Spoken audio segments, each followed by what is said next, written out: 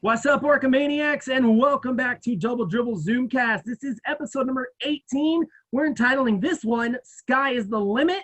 And we got our high-flying dude down there. Kenny Barnes is joining us today. What's up, Kenny? Thank you for joining us. What's good, man? It's good. How's it going? Chilling like a villain, not rolling anymore, brother. Last night was nuts. You know what's going on. Yeah, it was crazy. Yeah, it was crazy, right? Joined as always. I got my two G's, Gilbert A plus Asensio. Hey, Kenny. We got my dude George over there on the side as well. Yeah. And then we got the boss man Ferran right below us. George. Barnes, Sabna. Yes, boss man. Hey, man, how's it going? The doc is not with us today. She's doing a family thing, and coach will be joining us soon. So let's get rocking and rolling. It feels weird saying rolling after having an earthquake. I mean, let's just address that, you guys. Everybody's okay? Everything's good, gentlemen? Good. Yeah? Yes, sir. All different parts of the state? Yeah, blessed still. Yeah, I know, I right? slept It through was that crazy. earthquake, so I didn't really feel it. Yeah, well, you're in the valley. Yeah. Sometimes you sleep through them. I think I felt it the most because I'm That's right what on. happened. So my whole house was shaking. So It wasn't that, what not happened? too big. It wasn't too big. Whatever. My whole house shook. May not big for you. You're in Anaheim. And the other earthquake, I think it was like last year around 4th of July. Yep. I was at work. when that Oh, happened, yeah, that one. I Was remember that the Brea? Was that Brea? That was That was the big. Brea quake, right? I was in Big Bear and felt that one, yo. Really? Uh, I Something in Pasadena. think that was the Brea quake, the big one. Yeah, the 5.7 or whatever it was. Yeah, I think that was the Brea quake. No wonder you felt it. Crazy. Yeah, that one was a crazy one. Yeah, it was nuts. All right, guys, let's shake it up a little bit. No pun intended. Let's get to know this cool dude right here. All right, Kenny, we always start off by asking our guests just give us a little BG, just a little bit of background on themselves, maybe some childhood up to where you, maybe just bullet points to where you are now, and then we'll bounce off of that and we'll have some fun.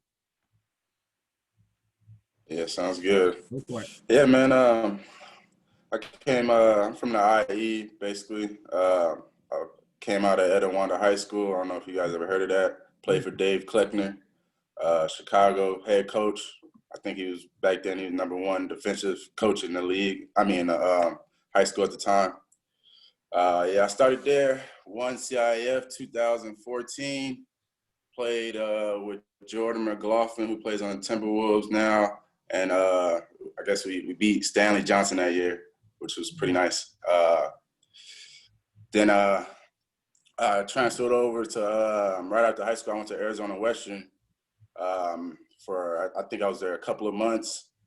I played that summer league and then got switched back because some things there didn't work out. So I ended up coming back. And I guess my brother, who had passed away just recently, he introduced me to this coach named Perry Webster, who was Fullerton College head coach. It was his first year, and they had won at Saddleback a championship together. So they introduced me to him, and then that's how I kind of got to the OC in Fullerton. And then pretty much from there, I've been rolling. I went to Hope University right out of Fullerton, and kept from there and graduated. Now I'm here. Cool. Good stuff. What about childhood, bro? Like, do you have anything unique about your childhood possibly that you want to share? Or do you have a big family, small family? What you got? Yeah. When did you start in basketball? Sorry, Ken. Sorry. I actually have 8 brothers. Woo! I have a really big family. Whoa. Okay. And where are you in that lineup, age-wise? Like, are you middle? I'm the second. Out of all 8 of us, I'm the second oldest. Okay. Wow. 6 of us that actually play basketball, and that is under my dad's name, last name. But there's 8 of us. We all play basketball. I'm the second oldest. Props to moms, man. That's all I'm gonna say. Real big family. That's cool. But it's good to well, is it, do you think it's better? We get this from people that have big families. They either have like it's a big pain in the ass or absolutely love it. Where do you stand on it? I think right now, we are older now, we kind of all in college and getting out of high school. It's pretty good because, we could just meet up and, meet up with each other, play basketball with each other, eat with each other, and do good fun stuff. But when we was younger, all in the house at once, man. I bet. It's crazy. But you're one of the older ones, so it's like 8 kids in the house. you're playing Mario Brothers. You'd be the second one to get to play. Yeah. So I remember I was in the middle, so I was the same. Mom, dad's always gone, so we watching all 8 of us ourselves. We watching each other. Yeah, how much older is your oldest brother? The older than you? The oldest one, he's 28. Wow. Okay. Yeah, he's 28. So yeah, I'm 25. Okay. So you guys, 3 years older than me. What was that, G? Say it again. you guys are 90s babies. That's right. Oh yeah, 95. Represent. 95, baby. Yeah, Okay. there you go. Kenny, when you said that you was being the second oldest, and you said you were pretty much taking care of each other, do you feel like you grew up a little too fast, or do you feel like you missed out on some childhood stuff, or how was that for you? I had a lot of my childhood experience with my brothers. We're really close. We're really bonded. We're always together 24/7. So yeah, we're real close in the childhood. Crazy. Yeah, I mean, it like we just talked about, big families, sometimes people get lost in the shuffle. So I think it's awesome that you guys are as close as you are. Yeah. Gotta keep Yeah. Now I don't know, pretty much when we were watching each other, my dad was I don't know if you guys ever heard of I think it's on Nickelodeon right now, but it's called Slam Ball. Okay. Yeah, my pops used to play slam ball, so when we was young, he was always gone playing slam ball, and my mom used to work. When slam ball first came out here, my dad was like one of the first people to get introduced to it. So Okay. we were always home, and we always had to walk to school, walk home from school together. Moms made sure we got home. We always had a phone, so me and my older brothers always made sure we took care of things. They weren't home. We made sure everybody ate. I had to cook. And a lot of food. You still do the cooking thing, or are you more just like, screw it? Oh yeah. I mean, well, not now, not for them. I mean, for yourself. Why does it for yourself? Do you have like a go-to dish you go to, or more just like? Yeah, I'm more of a. I like the fish and rice. Okay. Cool. Good stuff. What was I gonna say? You said you and your brothers were on your dad's. Was it like a basketball team, or was it like a league organization, or what was that you did with your dad? Yeah, when I was playing in middle school. Okay. Right before I went to high school, my dad had a team called Blacktop, and he was the head coach for it, and all of us was on it, and that's kind of how I kind of started that's really where I started got my name. Okay. Yeah, that's really where I got my name. My dad made a team, and I was like, I won't lie, I'm the best in my family. But He's humble though. my brothers do say otherwise, but we all know. Stay with your chest. He started it under me. It was called Blacktop. Okay. And all 8 of us was on there. We all had a team. Even football team went to play football. It was called Blacktop. And it was 8 of us out there. 8 of us. We had 2 of our friends had our own team. Hell yeah. Junior Pee-wee, all that. That's sick. That makes your little league life a little easier, right? And your Pee-wee life. We're just like, okay, Pops just signs the paper. Here's my 8 kids. This is who I'm taking, because they can't tell him no if it's his own kids, right? You know how that is. Nah, you can't. Sure. No. You can't. And he yelling at all of us because we all brothers. For sure. Since you were one of the oldest ones, did he push you more harder than the other ones? Or was it about equal? Yeah, I'm my dad's, okay, how to explain? I'm my dad's first, far as son. Okay. The oldest is my stepmother's first. Okay. So my dad really trained me hard. He really went in. I was mainly out there. Me and my younger brothers really. Okay, that makes sense. It's 6 of us with Barnes. 6 of us with Barnes names, and all 6 of us from me down. We all play basketball. Okay. I think it's the oldest one don't play ball. Then it's me, and then the second one underneath me, he don't play ball, and then the rest from there play ball. Okay. You guys were, like I said, you guys were set during every freaking season. You Oh, also yeah. you played local at Fullerton JC, which was my alma mater, so go Hornets. But you Oh, also yeah. played. That's right. Well, you also played in the VBL, yeah. Oh, yeah. Yeah. How was that? What, Yeah. what was that like? Oh man, it was very competitive. I think the VBL is really it's a really good program as far as going out there, and the competition is very tough. There's not a lot of fouls out there, so you really got to bring your A game. Them guys, they really come. You get dunked on, you sitting down like it's lights, camera, action out there. Yeah. Is it more like street Yeah. ball style, like rules wise, or what are the rules like? Yeah, yeah, it's more street ball style. They want to see you dancing and shooting and all that type of stuff. That's what they look for. They like, but main thing to do out there is win. I think I dropped 40 a couple of times out there. Once last time was in the playoff game. Last game I played in, I had 40. Yeah, so it was pretty lit. But we still lost. So that's how tough it is. My 40 don't mean nothing. Good stuff. You're a pretty tall dude. You're what, 6'6", 6'7", something around there? 6'5". 6'5". 6'5". Okay, we'll give you the 6'7". 6'5". So are you a big dunker, or are you more like lane?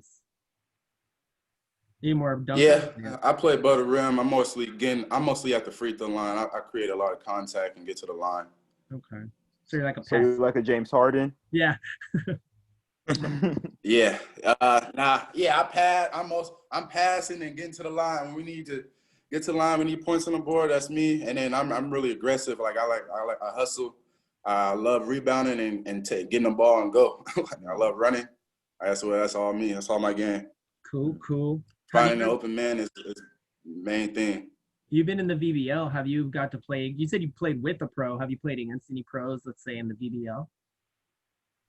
Yeah. I played against Ron Artest was in there a few times. Yeah, Ron Artest is Meta World Peace. Yeah, Meta World Peace. Yeah. That's it was a lot of good guys out there. I can't think. I think Dwight was out there one time. I didn't play against him. He was out there doing man, a that would dunk have been contest gnarly. when I was out there. Yeah. That would have been Yeah, crazy. it was a couple of good guys. They always bring some special guests. Don's had me play with a couple of good guys too. So. Okay. Don, who'd you throw him up against? Let's see what Coach has to say about that. Yeah, no, we played against a bunch of overseas pros mainly, but NBA guys, Montrez and Dwight Howard was there. He didn't play in the tournament. Okay. Adam got the dunk with him, so that was kind of cool. Okay. But other than that, it was just Juan Artest, and then there was a couple other guys, but they didn't show up the games that we played, but we played against Terrell, T.O. Yeah, T.O. Yeah, we did play against T.O. Terrell Owens. Oh, yeah. Yeah. He does everything. Soccer, basketball. He was out there hooping too. He does everything. Hey, he's a good hooper. He's a good shooter. Like, don't be surprised. I've seen him. He's aggressive. Yeah. That boy aggressive. Aggressive on everything usually. Let's see. How did you feel when you originally got the call from Coach or for Ron that you were going to be on the tryout squad? Oh man, anything Don ever gives me since I met the guy has been a blessing.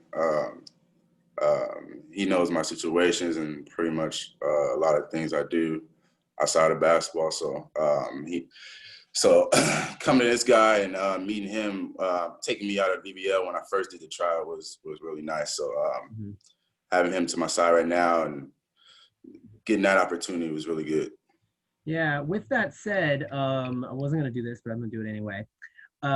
We had a little miscommunication between Coach and you, and we talked, you and I, this week, and you thought that for some reason you weren't on the squad. Like, I don't know if that was a phone issue or just you guys hadn't talked in a while, or how did you feel when Coach reassured you that you were? Yeah, that mainly that too. Probably we ain't talked in a while.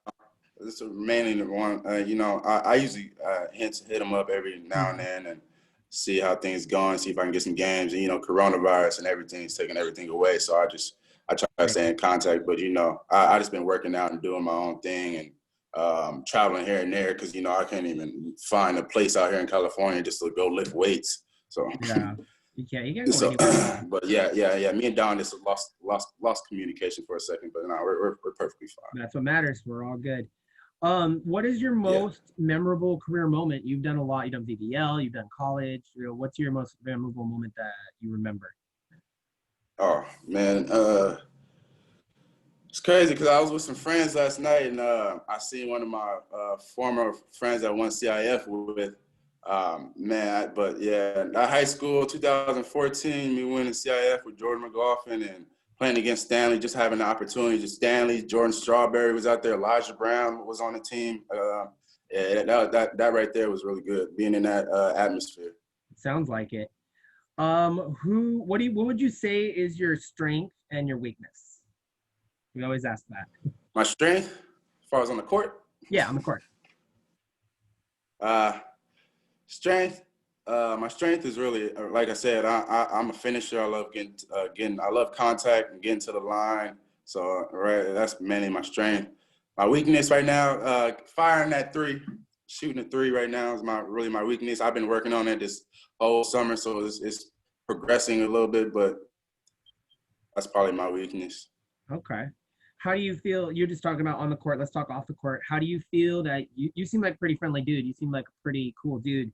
How do you feel that you can help the community? Because we're going to do a lot of community work with this team.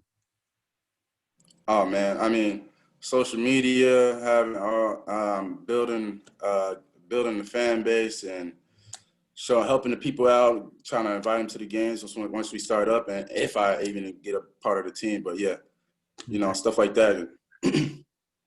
Cool. What last question? I'm going to pass you on to our panel here. What is your plan after you hang up the shoes? Hang up the shoes? I mean, I like doing a little music here and there. Cool. I have a big family, so some of them do music and some of them do basketball. Like I was kind of telling you guys, but yeah, we do a lot. We do a lot. I love designing and stuff like that, and music designing and drawing a little bit. I love creating things. So okay. All right, I lied. I got one more question. Who you got in the NBA this year? Oh man. Do I gotta say his name? Say it. No, I mean, who you got? What team? Oh man, Lakers. Yeah, baby. King James about to get his fourth ring. Oh yeah. But like Shannon Sharp says, "Go James." Go James. Go James. So with that said, he said he's you saw how pissed off he was, and he's gonna get, he didn't get the MVP. How do you feel about that? And how do you feel about the fact that he only got 16 votes? Yeah, 16. First of all, the man's been having triple-double games but every night, damn man. Every night is a triple-double for LeBron James. So I would be livid if I didn't get MVP. And it's his 17th season, so ain't nobody's ever done that in the league right now. Yeah. Are playing like he's playing. So multiple teams. So yeah, I would be mad. I'll be mad. But, and he was legit. Hey, it really only matters about the championship and getting the finals MVP. That's all really matters. That's right. Absolutely. G, I'm gonna let you jump in. Let you do your thing. Yeah. Hey, Kenny, I got a few questions for you, bro. Yes, sir. So, first, I want to know your Mount Rushmore of your top 5 NBA players that you would pick if you had to create a team. Mm-hmm. Any era, any position. Any era, any position. 1 through 5, my point guard would probably be right now. I'm probably gonna have to go with. Don't quote me, but Tim Hardaway is cold. So I'm gonna definitely go with Tim Hardaway as my point guard, and he plays defense. Senior or junior? Huh?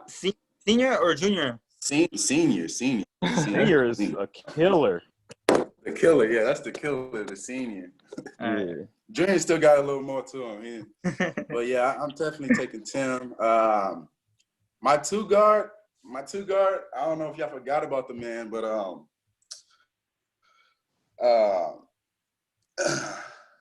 actually I'm taking Paul George as my two guard. Oh man. Playoff P. Here we go. Paul George is my two guard. After what he did in Game 7. Paul George at on the Pacers, yes. There you go. Okay, good cover. Okay. Good Not cover, right now, good no, cover. not right now. For sure. And then KD's my 3.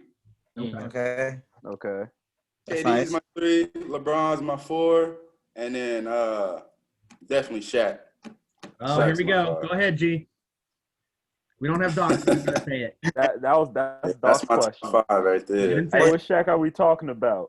What Shaq Jordan. are we talking about? Oh, I like the Shaq from Orlando, but right before he went to the Lakers, but that boy get the ball and go. Throw it. Okay. Okay. It's funny. That's when he was. Everybody was scared. Yeah. Diesel. Yep. Yeah. We've had a couple different answers. We've had Lakers. We've had Orlando. Nobody said We Boston. had the Shaq. He when he was with the Heat, we got that Heat, too. yeah. Yeah, that was Hinton. Instead of The that. first year Heat. You got anything else, First G? year with the G, you said you had a couple questions. You got any more? Yeah, I forgot the other one. All right, cool. George, what you got? We'll keep it with George though. All right. What's up, Kenny? How you doing, man? man. So it's my good, question, good. yeah. So my question is like, when you first started playing basketball, who did you pan your game after, and who was like your favorite player, your all-time favorite player from any era?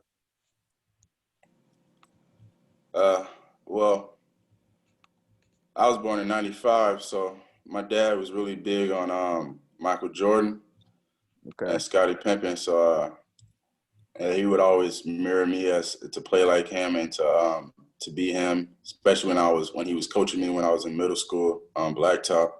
So yeah, really, I mirrored my game to Michael Jordan. Try to be like him. I mean, I always watched Come Fly With Me every day. Every day I came home from school, put on Come Fly With Me. Okay. Oh, But yeah, Michael Jordan was the one. okay. And then one more Jordan question. was the one. So, what is like out of all the basketball movies that have been in theaters or everywhere? Like, what is your all-time favorite basketball movie and why? Basketball this year?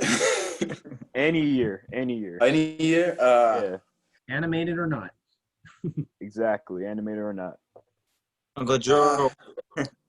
I'm probably go with the. I'm probably gonna. I've been watching. I watch a lot of documentaries, stuff like that. So yeah, the last one I've been watching is Tracy McGrady's.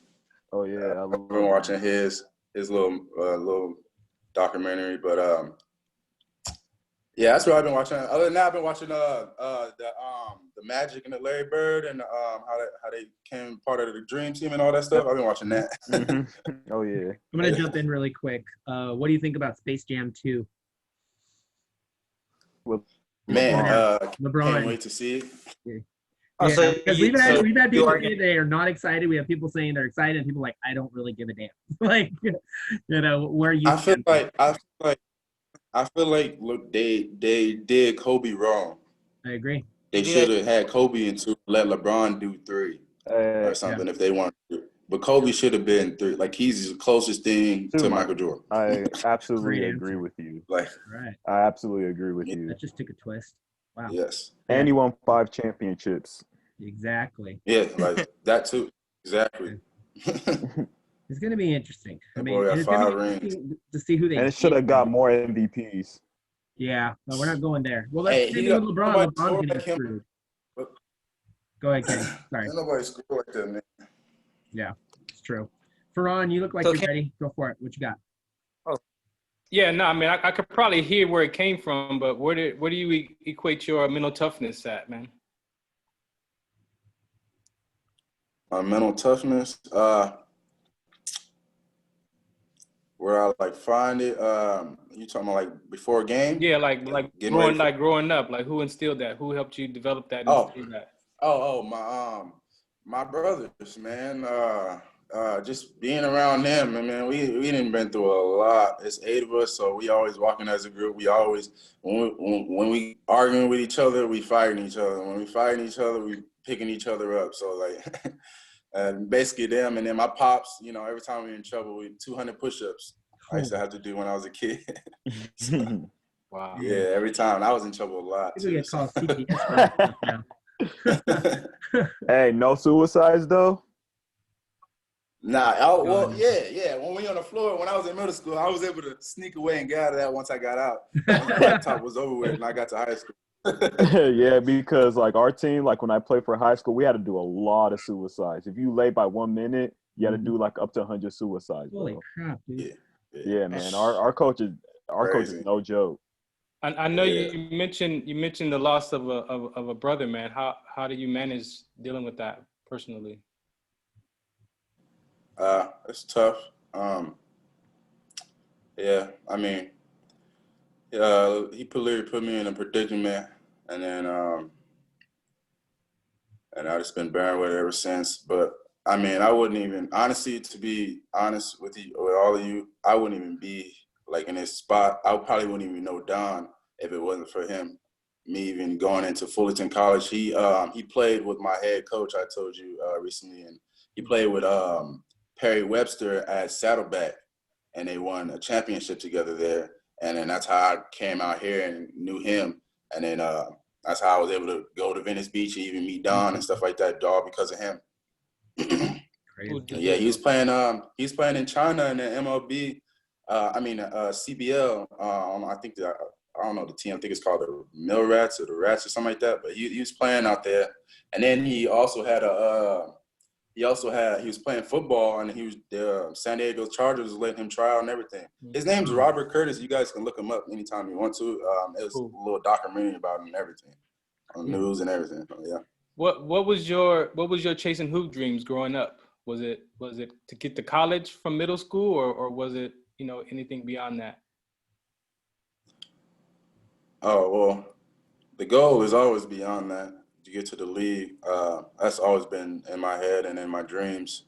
That's been filled in me since I started playing basketball. Before they even put the lockdown saying you had to go to college. You had to go to college, and then before you can get to the league, my dad had it in my head. He wanted me to go right out of high school. Oh wow. Yeah. Any plans? I mean, I know we got the ABA coming up, around town now, but was there any plans to play overseas or like? Yeah, I was actually doing I was gonna go. I had two of my brothers doing a combine right now in LA, and that was the plan right now. I was gonna go either do that today or this week, or I was probably gonna do the Vegas one. And I'm basically out here just looking for a job right now, though, trying to find something until ABA starts up. Yeah. And then lastly from me is like there's a lot of community stuff. So looking back now, where you are, what would you say to the generation coming up as far as chasing their hoop dream or some of those past experiences that you learned from? Oh man, it's a tough process. But as long as you got your head in the right place and you keep fighting, and you got God on your side, and no one can stop you from getting to where you want to be. Cool, man. And Thanks. becoming who you want to be. Absolutely. Cool, man. Thanks, man. Before I jump in with some more, Coach, do you have any comments or questions for Kenny? No, just Kenny knows how I feel about him, and he was our first draft pick at the VBL. Cool. Our first season playing there, you get to pick one player from an open run, and I think we were like the 5th or 6th pick, but Kenny was the guy that we wanted if we had the number 1 pick. So the fact that he lasted to our pick was perfect, and he fit right in right off the bat. He's gone and done the college in Arkansas and come back, and he's just a great kid. He may have made some bad decisions, and we've had some long discussions. And the best thing about Kenny is that he listens, and he doesn't take it a negative. He takes the constructive criticism in a positive way, and that's the best thing that anybody could do, is listen and learn and take what you can and make yourself better. And as far as playing, Kenny's one of the most athletic, God-given talents that will be on the tryout squad for sure. He admitted that his outside shooting is his weakness, but it's gotten way better since the first day I met him. Before, I don't want Kenny to shoot any threes. Now, if he takes them, I'm good with it now, right? But it's getting better and better. And his free throw shooting's getting better. But he's amazing in the open court. He's an exciting player to watch. He plays. One thing you don't have to tell Kenny is that he's gonna play hard. And yes, he could do a little bit better. And I've talked to him about playing in the half court a little bit better. He's worked on it, and he's not. From the day I met him, he's not the same player, nowhere near. And he's got big things. And if minimum he'll be in the ABA, but he's gonna be overseas somewhere. And I'm just excited for him to have that opportunity, and it's gonna come soon. And once it comes, watch out. Yeah. Kenny, how do you feel hearing that, like from someone that had the caliber of coach? Oh man, yeah. Like I said from day one, that guy Don is the real. Yeah.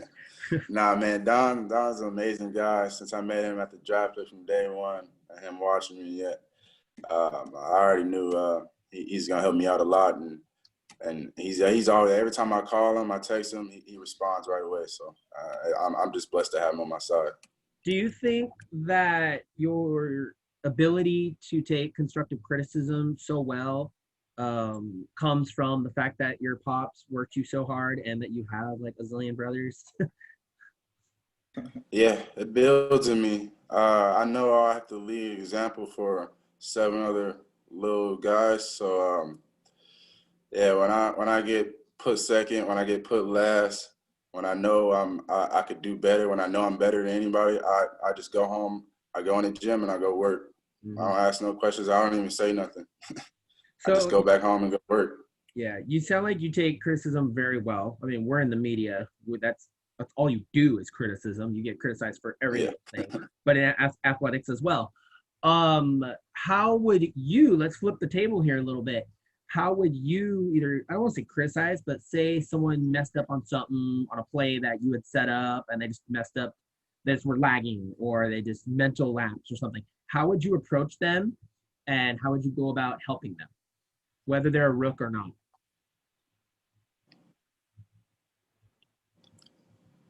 Okay, we in the playoffs, or we in the regular season? Let's just that's a good. Okay, that's a good one. Good answer. That's a good one. That's a great answer. Let's just say it's like the 3rd game of the season. Man. You're just getting. Oh man, I'm just like I love, like I told you, I love talking and being out there on the floor. I like people to hear me, especially if I'm not talking.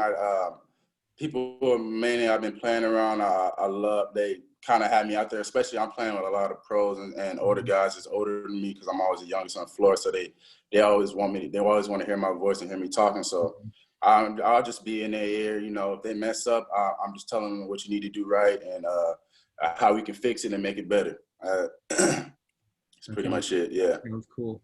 You've had a lot of brothers. It sounds like you had a past. Who doesn't? Do you think that you would possibly be interested in being like a mentor, or maybe like a youth coach or something like that? Ever? Yeah, I mean, seeing my dad coach me when I was young and seeing how easy it could be. Yeah, I mean, I still got a lot to learn as far as playing and analyzing the game a little more. But yeah, as far as coaching, especially younger kids, yeah, definitely. Cool. Yeah, I can see myself coaching it. You sound like you'd be good with kids. You really do. Like, I would think like, ages 7 and up or something like that, Like Pee-wees are fun. Pee-wees I don't know jack about basketball, but I've coached Pee-wees a couple times. It's a lot of fun. So the whole learning process is fun. So, or maybe you can do something like what Josiah does, and he does drills with kids and stuff throughout the community where he's at. Different people do different things. So I can see doing it. I think it'd be kind of paying. Yeah. And I think as a player, as a former player, like if you like I wouldn't say every basketball player, but like most basketball players, like if they have like the ability to like coach other kids, that's just a luxury to have, because you already know the game based on the past times that you played in, or any leagues that you played in. So I think like just having the ability to talk about basketball itself is a luxury to have. So I think that's what you got, Kenny. And I'm pretty sure if you're coaching one day, I'm pretty sure you'll do a very good job with the kids that you have in the future. There you go. Yeah, man.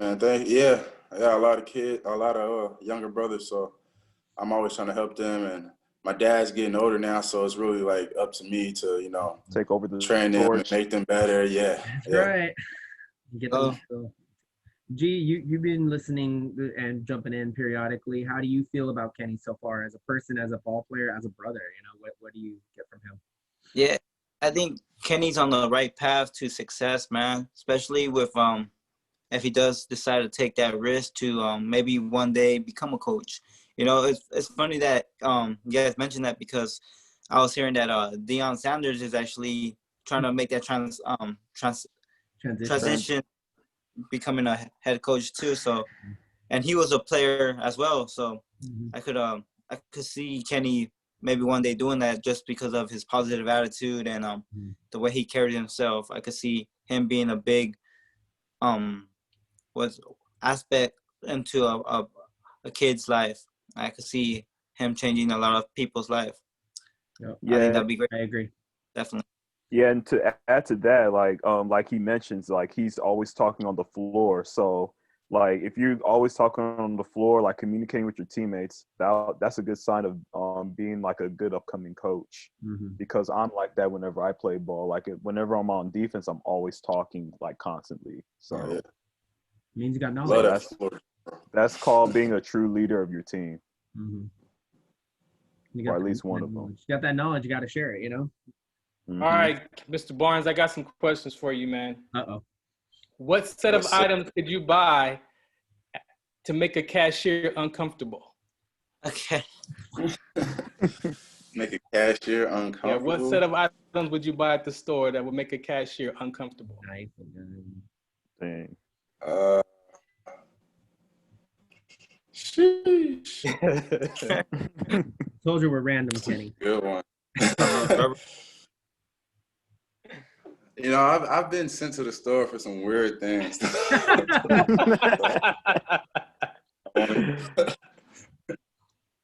I don't really know. I only can name one right now. I only can name probably one or two. But my girls definitely sent me to go get her some tampons before. I went to the store with her, like a bunch of stuff. You know when you're in the line though, and you have something you don't want. Oh yeah. I feel so weird. Hey, so what if I showed up? What if you was a cashier and I showed up with some tampons, some condoms, and some strawberries? Oh my God. It's a good This day is for the guy you, running the show, guys. This is the boss. This is our example, guys. Oh, yeah. Hey, that took a turn. or you can have some rope and doing some scissors and some tape. What out is the blindfolds on? Oh yeah. Good Lord. Well, that just Oh man. crazy. Man. All right, so if you had if life was a video game, what would be some of your cheat codes? Cheat codes, okay. Cheat codes? Yeah, if life was a video game. Like San Andreas cheat codes?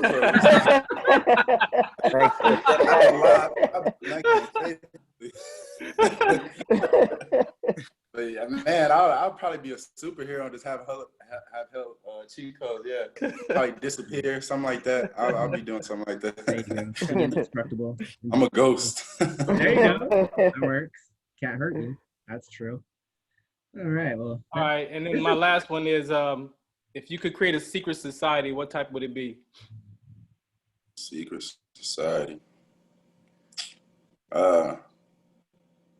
Well, everything that's going on right now would definitely be a Black community society. There you go. Secret society. I don't know. I probably just have some. I think your first mind was good. I think your first mind was good. There you go. Yeah. That's what we'll start with. It'd be definitely a Black community. There you go. Yeah. Hey, Cool, Kenny, man. I wanted to ask you another question. Go for it. Yes, sir. So earlier you mentioned that growing up, as a kid, that your dad used to watch a lot of Michael Jordan and Scottie Pippen, right? When you got older, Yeah. like early 2000s, did you watch Kobe play? And what impact did he have on you if you did watch him play? Oh, that was going to be my next question. Dang. G stealing from G. Go on. Kobe was my favorite player. All right, like literally, like right when Michael Jordan retired, like okay, I was a kid, so I really didn't know like fully when he retired. But right, I know my dad just like training me, and all he would talk about was Michael Jordan, and then and Scottie Pippen. But yeah, right when Michael Jordan retired, when Kobe was number 8, he was my favorite player. Afro I don't know why, but when he switched to number 24, I don't know what happened. Like, hey, I think that's when he was like non-passive either, and I just lost. I lost my confidence. Okay. Shaq left, I lost my confidence. Yeah, Mm-hmm. Shaq left there, I lost my confidence. But probably not. Kobe's number 8. That was my favorite player. That's when he was dunking on when he came down, split the screen, and dunked on Dwight Howard like that. Oh my God! Yes. All right, and to piggyback on what G asked you, what did Kobe mean to you once you heard about his death in January? So, like, what kind of Emotions. yeah, what kind of impact that he have on you, like personally? Man, honestly, I probably feel like this for a lot of people though, but I honestly didn't realize how big basketball was until I always loved the game of basketball since I was a kid.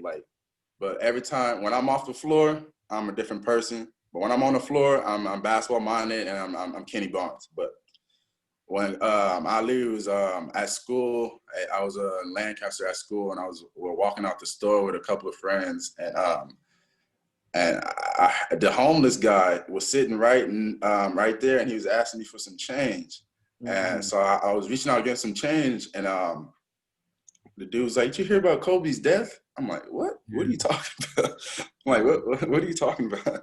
And it almost made me like budge back, not to give him no change or nothing. I was gonna give him a couple of dollars, whatever. And yeah, he told me Kobe died, and then I turned, and my boys was with me, and they was on their phones talking about like, "Bro, it's true." So I get in the car, and we're all in my car. I drove and everything to the store. We're sitting in my car. It's like 3 of us. We're sitting in the car. I literally could not drive. I was crying. Like, I don't think I played basketball that whole 2 weeks. Yeah, it really, man. I was in pain. It felt like my brother's death all over again. Honestly, really, really felt like the game of basketball being taken away. Yep.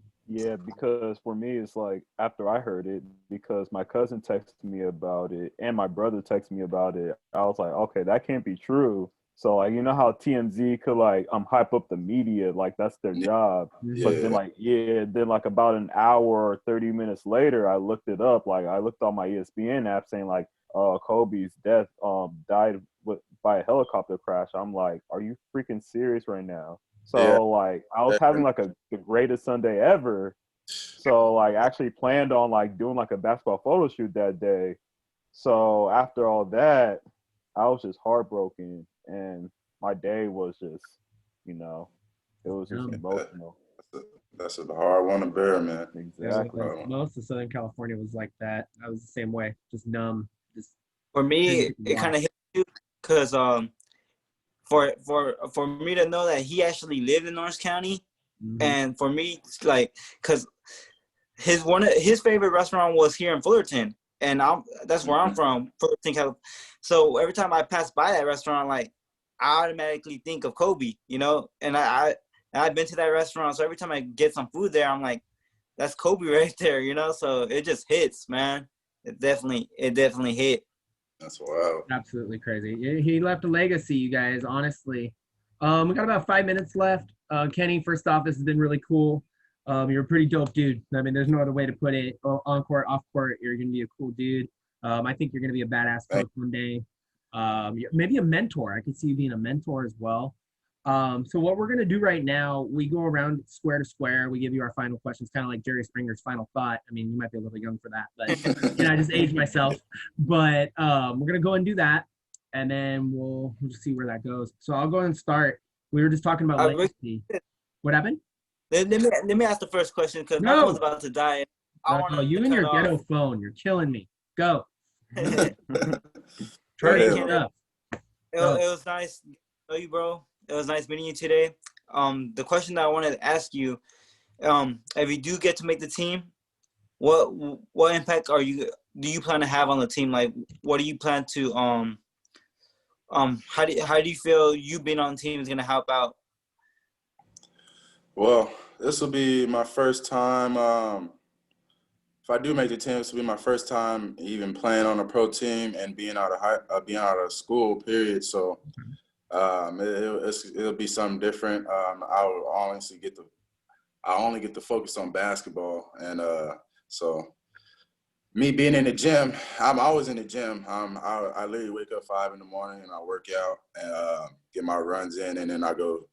I've been working out with this guy lately, but that's what I've been doing lately. But once I get a part of the team and I'm on there, I mean, I have the gym available and stuff like that. I'm in there 24/7, 2 hours early before practice, and that's gonna be the new routine in my life. So dedication. Sounds good, Kenny. My question's kind of like that, but my question is: once you're all done, what legacy do you want to leave for your family, your teammates, just people who knew you in general? I mean, the road I've been on is not always to make a name for myself and for people to notice who I am, but it's always to open up doors and other people's eyes for my brothers. They really, outside of basketball, they're the only really things I have and mean anything to me. So really getting them to a better place and me staying focused. So I like it. Go ahead, George. All right, so Kenny, so if you do make the team, Orcas, what will be your message to the fans to let the fans know that the Orcas are going to have a great season? Like, what impact are you going to have on the team that will motivate the Orcas if you do make the team? Well, like I said earlier, me working and being in the gym and keep my head focused, knowing every time they're in the gym, just to give them a show. We can use that right now. Forward. The whole world can use that right now. Absolutely. Go ahead, Ferran. You mentioned your secret society would be directed to our Black community. So for you, what do you think is missing as far as what our race is looking for from the government or from the police department? Like, what do you think that's missing? And not what's right or wrong, but like just what's missing that could be in place that would make things a little bit. Honestly, I don't really think. I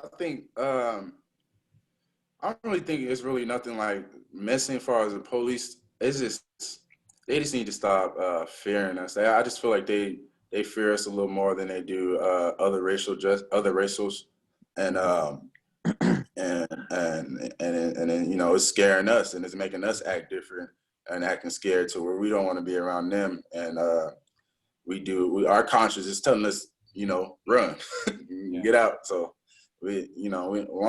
once they start, easing up on us and learning how to come at us the right way and take matters in the right hands, things will be a lot better. Yeah. For me, what I've been looking at, man, is I thought about this yesterday. I look at Mike Vick and what happened with him and the animals, right? And how the animals seem to have even more of a value than the Black race does.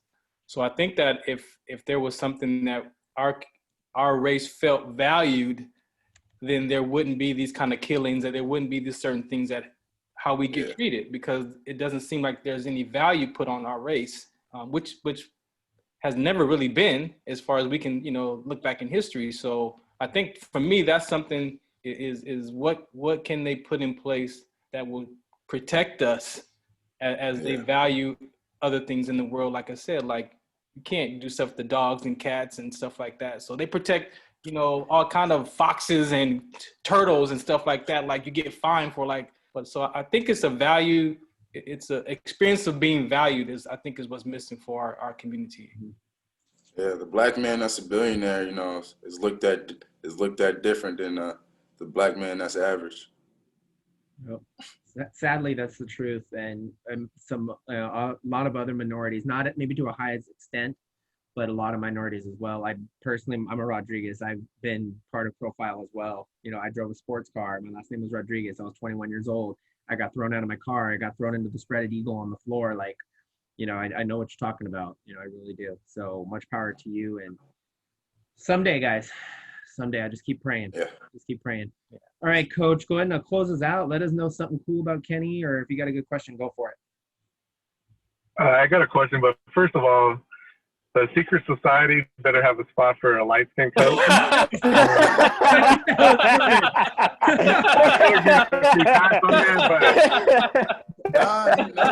I always got to have your blessings. Gotta have your blessings on everything. Hey, we gonna pass out ghetto passes. Don't worry. Hey, Don. Hey, Don, you're black at heart, man. In our eyes. Hey, you already know. You already know. On the inside, it's all 100%. But seriously, you know, Kenny, like I said earlier, Kenny's got, this is just the beginning, and sky's the limit, like, is the perfect title, because there is no limit to where he's going to go. It's just up to Kenny, you know, and how hard he's going to work. His strength's already there, and he could play pro a lot of places, but to be the best he could be, he's going to continue to work on his weaknesses, which he does. And you can see that by improvement every time I see him. If it's a week or a year, I could see change in his game for the better. And he just needs the opportunity. And it may be this ABA, it may be the combine, but he's going to get the opportunity. And once he gets the opportunity, there's no looking back. Mm-hmm. But my question is, for Kenny is, what's the biggest lesson? It could be in any aspect, college, high school. What's the biggest lesson you've learned from basketball? Oh man, there is no second chances. You get to play basketball one time in your life, and it's like me as of right now, I'm on the verge of either making it or don't, and there's a lot of people on this verge as I am too. So yeah. No second chances. You take it or you. And that's 100%. Remember our conversation while you were in Arkansas. We talked about that, right? And if you do get that, you need to get it. We can't waste that. So definitely, I'm glad you learned that and continue to learn. You know, the most of every opportunity that you get. And my second question is, but it's added on to that question. What part of basketball that you've learned in basketball are you going to take into your life after basketball? You know, with your family, with kids, a wife. What's the biggest lesson from basketball you're going to use in that aspect? Oh man, every team, everybody I play with, everybody that's been around me and on the court, opponent, anything, I pretty much knew, and they always been family. We always been close, and pretty much anybody I know on the court has always been there for me. So yeah, that's really a big thing, is family to me. Definitely. It's all you, Rick. Cool. It's all about family. I love how you end. It's all about family, because that's what we're all about here. We're all about family. We're one big family, whether we pick on George, pick on anybody. You know, we talked about it before the show. You know, we were picking on Ferran, but we decided not to because we love Ferran. So George withheld that. Thank you, George. I'm a fan of the game, so I don't care about the Clippers. Yeah, George. God. I'm a fan of the game. Hey, why you guys throwing it at me? See what I mean? I didn't even say nothing. Whatever you say, that has no impact on my life. All in love. So. All in love, brother. All in love. All in love. But no. If they would have drove to the basket instead of trying to live by the damn three, they probably would have had a chance to win a couple of those games, or at least one more of those games. Well, you know. Y'all just Damn. choked. That's You hey, can't they live. just You can't choked. live by It and was the Rockets good did the thing. same thing. The Rockets did the same thing. You're trying to live by that Choke. tree, man. You can't. Go to the basket. Either get them in foul trouble and get them to the line. But And then not only bro, that, you like gotta change your game, man. You gotta change your game, man. When your shot is broken. yeah, and then not only that, like Lakers were just too big, too strong. So like we're destroying them in the paint. And then like with the combination of us hitting threes, I just saw they had no chance of beating us. So I was hoping Denver would do something with a little bit of a better matchup, but like, they started out really good. But again, like you say that between AD and freaking Dwight, Dwight Howard. you can't. They got nobody to deal with them big men. So. Hey, he's scared of Dwight. Dwight's very good. He's a big dude. You know? Like Dwight was really pushing him in the game. So they, not only that, he was talking trash too. They saved Dwight Howard I know. for prime. They saved Dwight Howard for prime time, which is going to be his I know. finals. So Absolutely. whatever happens. But I'm disappointed of how they played versus it's not my team. Like I was saying before we went on air, I'm a major Laker fan. I kind of bittersweet that the Clippers lost because I really wanted to play them. Not just we're going to beat them, but I wanted to play them. I think it would have been a killer series. It would have been cool to see. Yeah, that would have been must-see TV. I don't think the Clippers matched up with the Lakers either, though. I don't think that there was going to be a decent matchup. Because going to your point, Ferran, like they have no answer for AD. They really don't. If you really see the matchups, they really don't have no answer. The best you could do is try to put a body on him and box him out and maybe get some over the backs or something like that. But other than that, you just gotta. You can't play him straight up. You can't play him straight up. So I guess. Hey, he's hitting a step back now. Yeah, he did. I saw that. Yeah, I saw that too. Yeah, so it's gonna be rough. It's gonna be interesting. I give Denver at least one. We'll see. But what about Miami? What about Miami though? You think?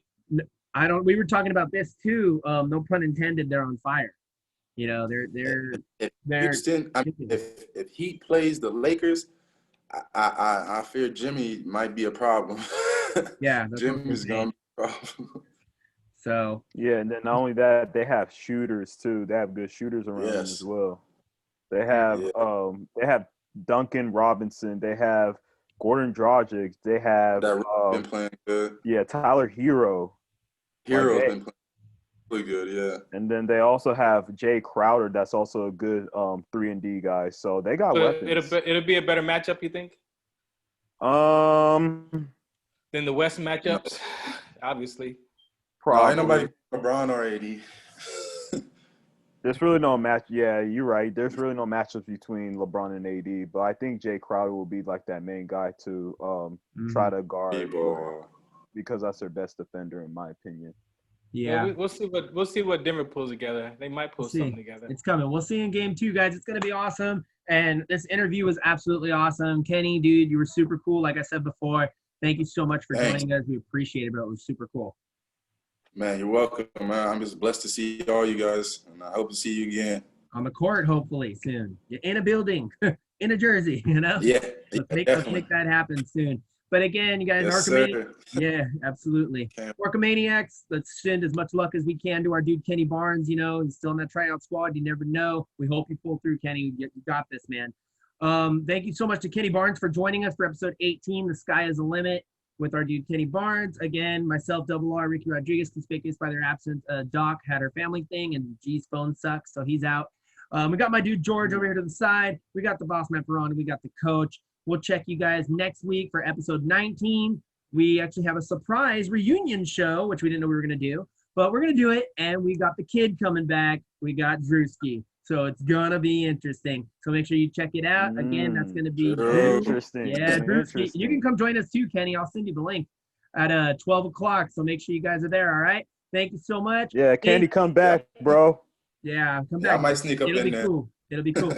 You guys, again, be safe out there. And now we gotta be safe with Corona, be safe with the fires, and now the damn earthquakes. Be ready, be safe, wear a mask. You guys are awesome. We love you. Go Orcas. Peace out.